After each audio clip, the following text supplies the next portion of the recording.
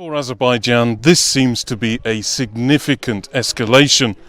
Genge is 60 kilometers away from the border with Armenia and more than 100 kilometers from Nagorno-Karabakh.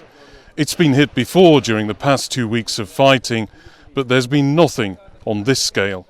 Now, this is an indication of how dangerous this city has become.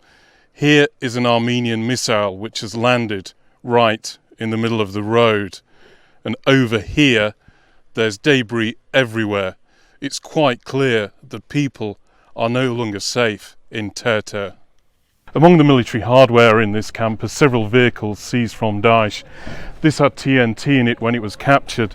There are armoured personnel carriers, there are tanks, there are even rocket launchers here seized from Daesh. And all of these items, they're going to be refurbished and used against the organisation itself. This Peshmerga checkpoint is caught between two Daesh positions. Over here is the village of Abu Jarboa. It's about 10 kilometers from the centre of Mosul itself. And over here is the town of Bashika, about 2 kilometers that way. The Peshmerga are still trying to take it from Daesh. It's beginning to feel like the crew could be overwhelmed. 2 minutes into this trip now, and the Coast Guard have found 4 boats. This one with a handful of guys in it with just a rudimentary outboard motor. Then there's another dinghy. 37 people have now been rescued in less than 2 hours. And the ship is so full, it has to return to port. People from Afghanistan, Pakistan, Senegal, Eritrea and Myanmar are all handed over to the police.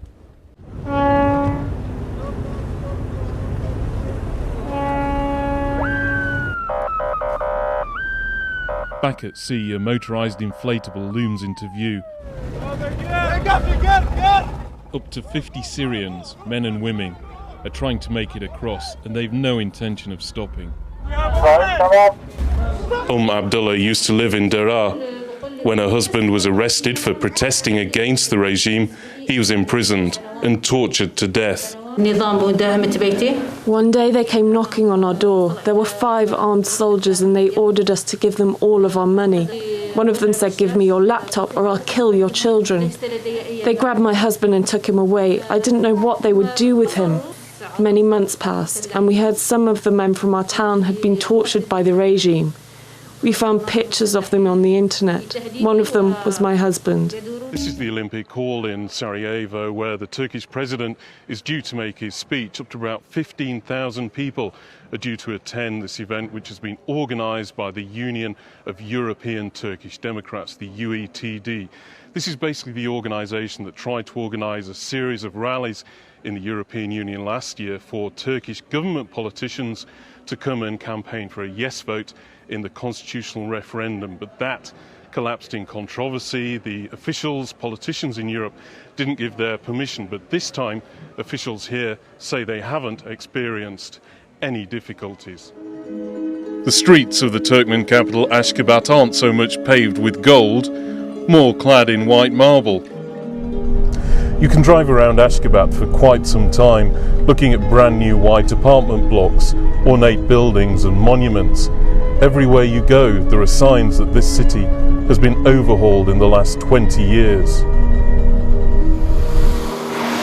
An economy fueled by the 4th largest gas reserves in the world has paid for this transformation, creating a society where domestic power supplies are heavily subsidised and petrol is 30 cents a litre.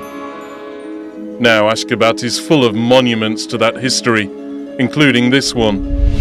The Arch of Neutrality, which includes a gold statue of former President Saparmurat Niyazov. Officials were reluctant to talk about the man ridiculed in the West for his cult of personality and his decision to rename the days of the week and months of the year. But maybe this testament to going it alone and a neutral foreign policy shows best how Turkmenistan seems determined to do things its own way. Andrew Hopkins for the Newsmakers in Ashgabat, Turkmenistan. Tens of thousands of people were deported on this railway line. They were told they'd be able to return after a few weeks or a few months, but they weren't allowed. Thousands of them died as a result of starvation and disease while making the journey, and most of the others had to spend the rest of their lives in what were effectively foreign countries. Would be a new modern city with a bold design. After the war, Belgrade was largely in ruins, and most of this area was swamp. It was at that point that Tito had a vision to create a brand new capital. Now, several decades later, this area is covered by 72 residential blocks known as blokovi, of all shapes and sizes. The situation in Gagosiya can seem a little complicated. It's one of the few remaining areas in Eastern Europe where you can still see a statue of Lenin, here on Lenin Street. And just behind you can see the top of the Russian Orthodox Church. Most Gagos people are Christian, but if you look at the local newspaper, Ana Suzu, it's written in a language most Turkish speakers can recognize.